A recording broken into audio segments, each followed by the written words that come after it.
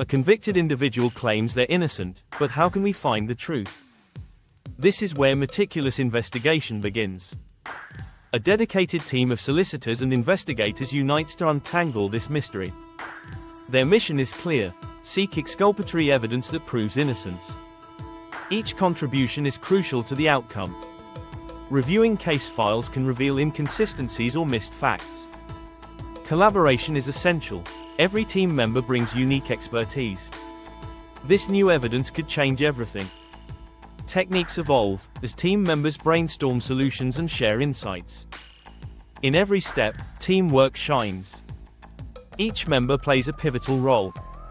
They connect dots, piecing together a clearer picture of the truth. Ultimately, their goal is justice. They aim to ensure that the innocent find freedom. This journey highlights the power of collaboration and relentless pursuit of truth. Be warned, if this is your idea of the Criminal Cases Review Commission at work, the reality may disappoint. Welcome to Spoken Injustice, where we put the criminal justice system in the dock. In today's video, as you might have guessed, I'm focusing entirely on the Justice Committee's one-off evidence session on the work of the CCRC, which took place on the 29th of April. I was there in person because I wanted to get a real sense of the leadership up close and to truly understand the challenges they face. I went in with an open mind, genuinely hoping that I'd come away thinking they are in a tough position. Now I see why more cases haven't been referred sooner, despite the criticism. But I have to be honest, that's not what happened. I won't be going through the session line by line. You can watch the full hearing yourself on Parliament TV, and I linked it in the description below. Instead, I'll share with you what stood out to me and what this session really revealed about the CCRC. But before I do so, don't forget to subscribe to this channel to help in our mission to humanize the criminal justice system. I want to start with a personal general reflection. My main disappointment with the committee session was the lack of focus on case-specific issues, particularly the excessive time it often takes to review individual applications. Even more troubling is the fact that such lengthy delays often don't even result in referrals. In many cases, the Commission spends years reviewing an application only to ultimately reject it. A striking example is the case of Danny Major, which we discussed in our last news session. It took the CCRC 4 years to reject his initial application, despite the fact that no independent investigations were conducted and no witness testimony was heard, just a basic desktop review. During the evidence session on the 29th of April, 2 years was described as a long time for a review, yet many cases take far longer. In the case of Danny Major that we just mentioned, after the initial rejection of the application, he submitted a second application which was closed pending an investigation by Greater Manchester Police. The CCRC itself, in its case library, confirmed that it reopened the case in February 2020 and, following what it described a detailed investigation, ultimately referred to the conviction in March 2025. That's 5 full years. It's unclear what the CCRC means by a detailed investigation, given that the substantive investigative work had already been conducted years earlier by Greater Manchester Police, and not as a result, we must stress, of any action taken by the Commission. So these are precisely the questions I hope the Justice Committee would raise. Where is all that time going? How is it spent? And more fundamentally, what is the Commission's true approach to justice. That said, and despite the committee largely confined itself to generalized questions about governance, structure, workplace culture, and broad operational figures, which are of course important, there were few moments of more probing inquiry. Saying that you're very confident that 1,604 applications were absolutely fit and fine for those people to be held in custody. Yeah, if that noise wasn't there, for sure, and it would certainly be easier if we had our interim chair in post, but that's not within my gift. You're saying that all the publicity and interventions that have happened over the last year or so have been noise in the background, that's how you put it. I am amazed that you are saying that you have case review workers who don't understand the basics of evidence. I find that, but we're also talking about the oversight. Yes, well, Are we not? These are questions that in another setting might have made witnesses visibly uncomfortable. But both Miss Nella and Miss Pierce responded with a calm, detached composure, almost as if unaware of the gravity of the concerns raised. This absence of urgency or even emotional engagement only adds weight, in my view, to the growing calls for a complete overhaul of the CCRC. So what might explain this detached demeanor? Let's take a closer look at the issues discussed, and we will revisit the possible causes in our conclusion. Let's begin by unpacking the key issues discussed during the session. The two CCRC leaders were questioned on a wide range of topics: leadership and organizational structure, remote working and operational changes, casework quality and performance, governance and appointments, legislative limitations, public visibility and perception, particularly in light of the Andrew Malkinson's case, independence, and of course funding and resources. Right from the start, the first major point of contention was the Commission's working arrangements. Specifically, the shift to remote working, which came as a surprise to the committee. This has been one of the most significant operational changes at the CCRC in recent years, and one the committee, unsurprisingly, didn't seem particularly supportive of. Ms. Nella explained that with the exception of a few roles, such as IT or reception, most staff now work entirely from home. This includes case review managers, the investigators and legal teams, commissioners, and even the leadership team, who reportedly visit the office only once or twice every couple of months. A far cry from the level of teamwork we imagined and showcased in our opening clip.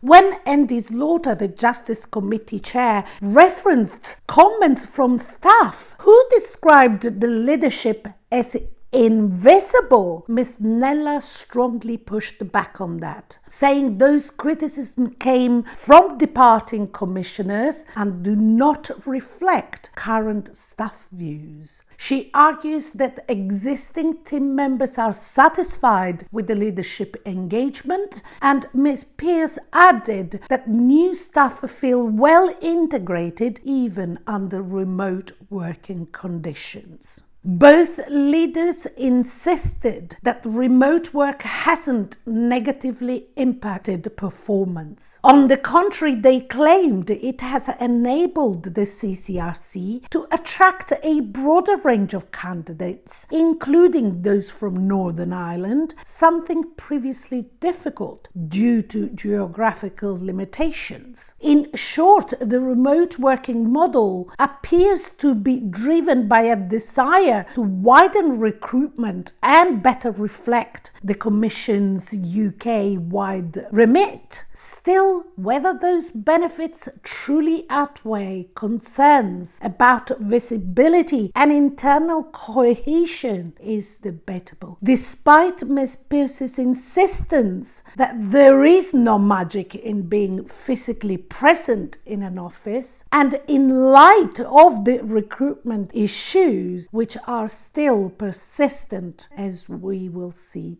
later. The next area of focus was casework quality and overall performance. Ms. Neller urged the committee to look beyond just the headline-grabbing cases and consider the full range of the CCRC's work. However, Tessa Munt rightly countered that the real measure of the Commission's effectiveness lies in the number of referrals. After all, referrals are the only route through which miscarriages of justice can actually be overturned. I'll just pick you up on the statements you're making about being more successful in referrals. I think I've got the facts here that say that in 2024, CCRC received 1,629 applications. 25 were referred to the Court of Appeal, which is fewer than 2%. And in reality, I suspect to most of us, the only thing that matters is referrals to the Court of Appeal. There's no other way that a wrongful conviction can be overturned. So you're saying you're closing more cases. Well, that's great. I suspect we can all close cases. I'd love to be able to do that in my job. But I can't. I have to pursue them through to the end. And I think probably the general view might be that closing cases and putting them in the archive is not the same as actually being very, very rigorous and perhaps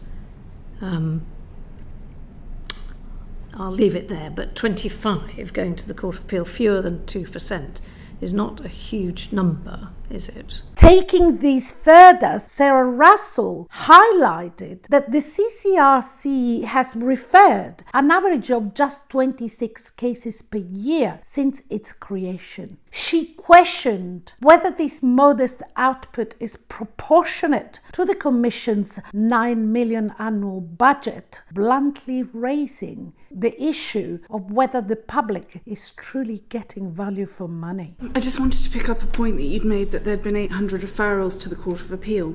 It looks to me like you were established in 1995. So some quick maths produces 26 referrals a year. Does that seem about right? So that probably is about right. It was 1997, forgive me, when we opened our doors. And I think it's probably 30 referrals a year on average. Your last year's accounts show that you cost about £10 million. Yes. Of which your expenditure was 9.5 million in 23-24. It was up from 6.5 million in 22-23. You seem to have vacated physical premises. The staffing costs were 6.4 million. So I was wondering what the other 2.8 million had gone on, and whether you feel overall that £10 million a year for 30 referrals a year looks like value. Well, I guess, on what was that 2 million spent on, I would anticipate or venture a guess that was in respect of capital and the digital programme, but we can provide a breakdown of that if that would be helpful. Most of our money is spent on the day-to-day running of the organisation, the cost of doing casework, the cost of engaging casework staff and commissioners. Good value for money, well, I'm not sure that that's a question for me to answer. I would say that every referral we find is good value for money. No one has, I think, said what we should be finding, what is the right number of referrals, because the majority of cases that we see, we don't see anything in there that would lead to a successful referral, if I can use that as shorthand. But there has, as far as I'm aware, yet no discussion around what would be the right number of referrals. What do you believe would be the right number of referrals? And do you think you're meeting it? I don't think there is a right number of referrals. We can only refer those cases that meet the statutory test. Yep. And you would be absolutely right, that would be an awful lot of money if we'd only looked at the 30 cases that were referred. But of course, to find those 30 cases, we have to look at everything that comes through the door. So that's 1,600 cases a year that we have to work on. And we have to look at each of those carefully to assess whether they meet that test for referral. So yes, as I say, if we were only looking at such a small number of cases, that wouldn't be good value for money. But we have to look at everything, and we have to look at it carefully. When the discussion turned to performance metrics, Ms. Neller cited the quality of casework as the most important indicator. However, the committee chair pointed out that out of the 5 official performance indicators, 3 are related to timeliness and only 2 to quality. Ms. Pierce responded by explaining that quality is much harder to quantify, whereas timeliness is more straightforward to measure. Yet again, Sarah Russell raised a key concern. The number of cases taking over 2 years to complete has more than doubled from 40 to 99. So despite Neller's repeated assertions that performance has improved, there was little tangible evidence to support those claims. The point was made even more striking as Sarah Russell pointed out that the increase occurred at a crucial point when Ms. Neller received bonuses, the nature of which she was not even sure about. Your reported accounts over those years, the timeliness of review of cases, the number of cases under review for 2 years or more, the target over that period was less than 40 cases.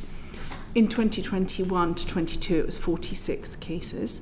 In 2022 to 23, it was 55 cases. By 2023 to 2024, it was 99 cases. So that's more than doubling over the period that we're talking about.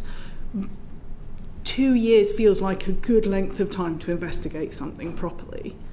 Why are there 100, or were there at that point 100 or so cases that had been under review for 2 years or more? And what are the current figures now? So the reason why cases under review for 2 years or more had increased was down to a lack of staff. So we flagged the issue quite early on when our performance, our KPIs and long-running cases, those measures were a lot better. Because we knew that we were having issues appointing staff, we were able to predict and forecast that would mean 2 or 3 years down the line, we would see cases, a growing number of cases, taking longer to review, and that is precisely what happened. So, we're not happy with that, but I don't think we're surprised by it. No, and I think what you have to bear in mind is that people are not working on a single case at a time. So our case review managers are working on around 30 cases at a time. So it's not 2 years solid work. They're juggling cases, and some of those cases are very complex, some require expert evidence, some are dependent on the outcome of other investigations which are outside our control. But as Karen says, there are more long-running cases than we would like, but there is a juggling exercise between keeping on top of the smaller cases and getting through those longer cases as well. And some of those cases are ones where we are continuing to investigate because they are cases that give us concern, and we are looking for some new evidence in those cases. What's the number for this year? I looked yesterday, it's 97. The next round of questioning focused on the Malkinson's case, with particular attention to the Helly report, which, as we know, exposed serious shortcomings in oversight and accountability. Tessa Munt directly asked Ms. Nella whether she had personally apologised to Mr. Malkinson. Ms. Nella admitted she had not, though she fully acknowledged that he had been failed by the organisation. As I think probably everybody knows now, the 26th of July 2023 was when the Court of Appeal quashed Andrew Malkinson's convictions. And it was August 2023 and in April 24 that Helen Pitcher, who as then chair, apologised to Andrew Malkinson for the CCRC's handling of his case. Can I ask, Ms. Nella, have you apologised to Andrew Malkinson? So have I apologised? Yes. No, I haven't. You feel it might be appropriate to pass that apology now? Absolutely. I mean, there is without doubt, we got that case wrong. Mr. Malkinson was failed. We made mistakes in that case. We apologised. The organisation apologised. I think the decisions made then around when to apologise are probably decisions that would not be made today. So absolutely, I extend my apology to Mr. Malkinson. Everyone in the organisation deeply regrets what happened on that case. I can't begin to think of the impact that this has had on him. I mean, the double impact of, serving a sentence, suffering miscarriage of justice, and then the way we handled his case. So absolutely.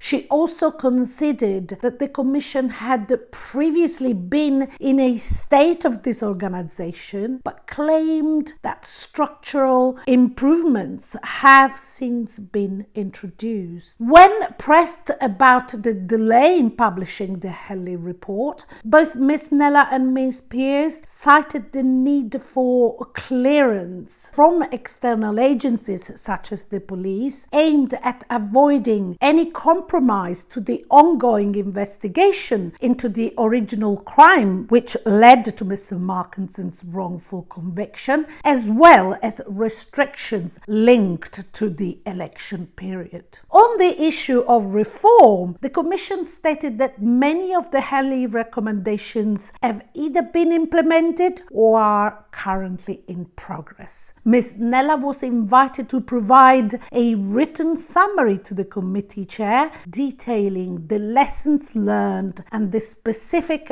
actions taken in response. On the topic of governance and independence, it was noted that a key structural change involved reducing the size of the board. Previously made up of all commissioners, the chief executive and 2 directors, the board has now been streamlined to ensure better balance and alignment with the UK's updated corporate governance code. The board convenes every other month. Additionally, commissioners transitioned from salaried roles to a fee-paid model, which was intended to promote flexibility and diversity, but has raised concerns about long-term stability. Regarding the Commission's relationship with the Ministry of Justice, it was described as constructive, although delays in appointing commissioners were highlighted as a recurrent issue. Nevertheless, it was firmly emphasised that the CCRC maintains a complete independence from the Ministry, particularly in matters of casework, with no interference whatsoever. Regarding potential legislative reforms, the Commission did not view the current statutory test, as criticised by many, including the Law Commission, as a significant obstacle. Ms. Pearce emphasised that they do not have a backlog of cases where a different legal test would have led to a referral. That said, the Commission is not opposed to revisiting the test. One legislative change Ms. Pearce strongly advocated for was the removal of statutory restrictions that prevent the Commission from publicly explaining its decisions. She argued that being able to respond to incomplete or misleading portrayals in the media would greatly enhance public trust in the Commission's work. Additionally, the Commission expressed openness to being subject to oversight by an independent inspectorate body. On the subject of resources, both Ms. Kneller and Ms. Pearce were clear in stating that funding constraints have never impacted casework decisions or prevented referrals. While they acknowledged that increased funding will be beneficial, particularly given the recent rise in applications and the growing number of unrepresented applicants, there was little sense of urgency or pressing concern conveyed in their responses. On the issue of public perception, Ms. Kneller acknowledged a disconnect between how the CCRC views itself internally and how it is perceived by the public. She noted that the organization often feels unfairly judged based on a handful of high-profile cases rather than its overall performance, referring to public criticism as mere noise. In her view, the key to restoring public trust was simple and straightforward: appointing a strong chair who could act as an ambassador, actively championing and advocating for the Commission's work. The organisation is doing critically important work for justice and democracy, and it's vital that it has public confidence. What do you feel needs to be done to repair the lack of public confidence that's currently exhibited around this organisation? So I think we really need to have an interim chair who is going to help in that regard, because they will advocate, be an ambassador and champion, I hope, for the organisation. We don't have that figurehead, and without that figurehead, I think it is difficult for the organisation. That does make it quite unsettling, and our role as a senior team has been to focus internally on the staff, ensuring that we continue with that casework. So that's the piece that's missing, I think. My overall impression of the leadership's responses was that of two individuals who have been in their roles for far too long, appearing to have quietly accepted the Commission's limitations. They seemed resigned to the challenges such as underfunding, legal constraints and structural restrictions, choosing instead to simply make do rather than push for meaningful change. This was put eloquently by Pam Cox. I appreciate those answers, and I think colleagues have probed the role you've both played in trying to effect that change, but I think we are left with some questions as to how successful you may have been there. For example, in relation to the test currently applied, while Ms. Pearce said earlier that they did not have a pile of cases out there in which they have some regret as to if we had a different test, we might reach a different decision. However, she then went on to say, one bit where the Henley report says that the CCRC needs to aspire to capture more miscarriages of justice, and says the question should always be, might this be a miscarriage case? Rather than an exercise in thinking reasons why the Court of Appeal might reject the referral. Do you agree with this analysis?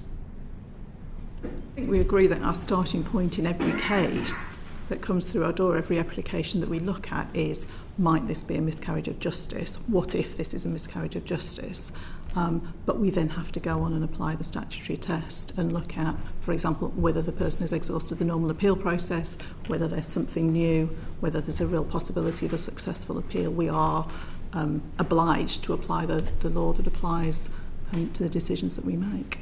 There was even uncertainty around basic internal details. For example, when asked how many commissioners are legally qualified, they hesitated, unsure whether it was 2/3. On several points, they acknowledged known problems such as recruitment difficulties or location constraints, but when pressed on what they have actually done to address them, they had little to offer beyond vague responses or admissions that alternatives hadn't been explored.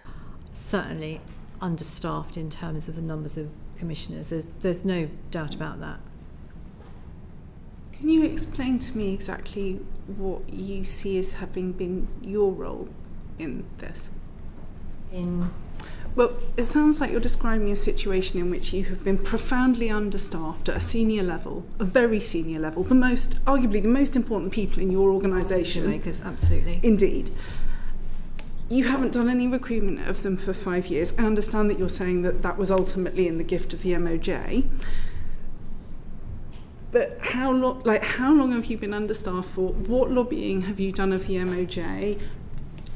How has this situation arisen?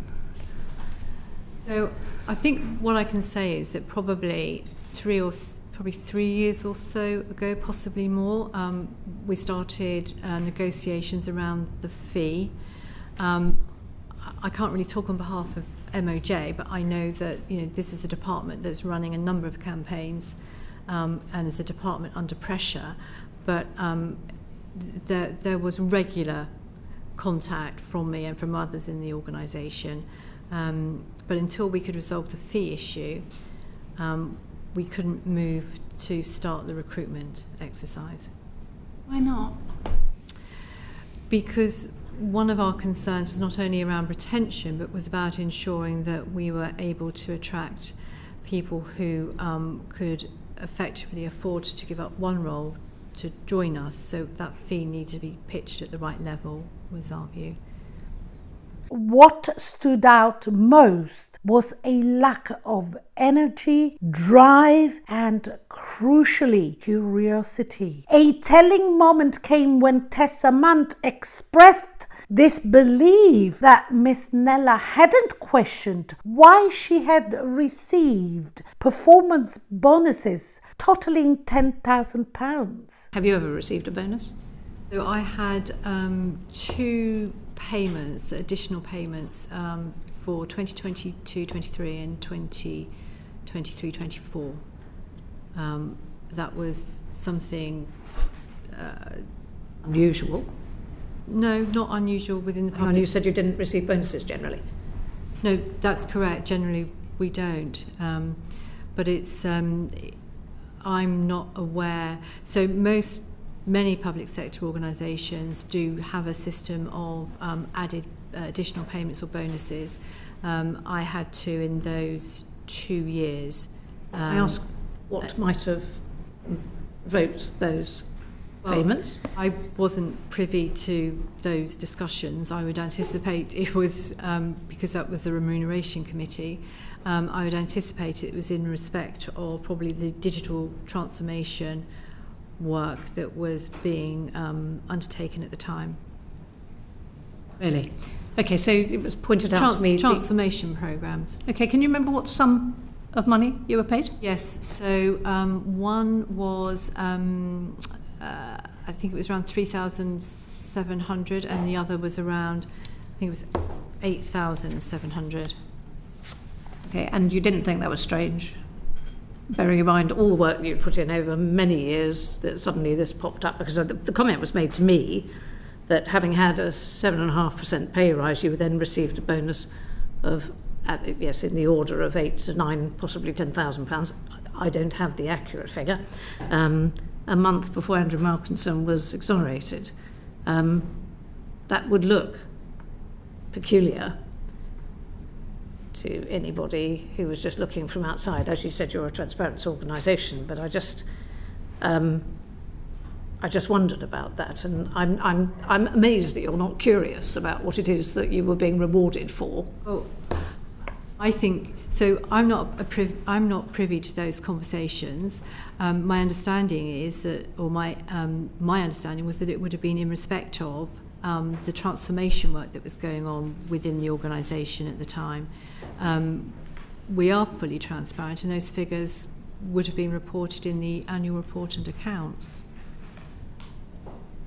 That lack of curiosity at the top is deeply concerning, because if the leadership show no drive to question or explore, it's likely that culture permeates the entire organization. This isn't a new observation either. In his independent review, Mr. Chris Halley KC also noted this absence of healthy curiosity in the Commission's handling of cases, a serious flaw in an organization whose very purpose is to investigate potential miscarriages of justice. If, in contrast, we look at what truly reviewing justice means, it means going beyond surface level checks or administrative procedure to deeply and critically examine whether justice was actually served in a given case. It implies a genuine, open mind and thorough process of re-evaluating legal decisions, especially in situations where miscarriage of justice may have occurred.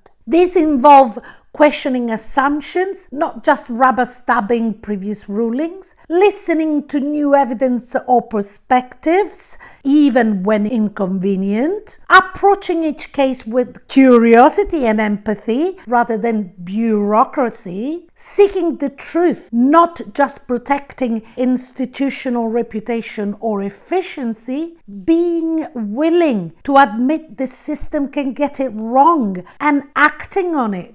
In the context of bodies like the CCRC, truly reviewing justice means being bold and proactive in investigating wrongful convictions rather than passively filtering applications. If that is true, and in light of what we heard at the Justice Committee evidence session, then all points to one clear conclusion. The CCRC needs new leadership. It needs fresh energy, genuine passion, and a renewed sense of purpose. And despite Ms. Neller's firm belief that she and her colleague are the right people for the job, the evidence suggests otherwise. The stakes are simply too high for complacency. When people's lives, freedom, and trust in the justice system hang in the balance, we cannot afford an institution that lacks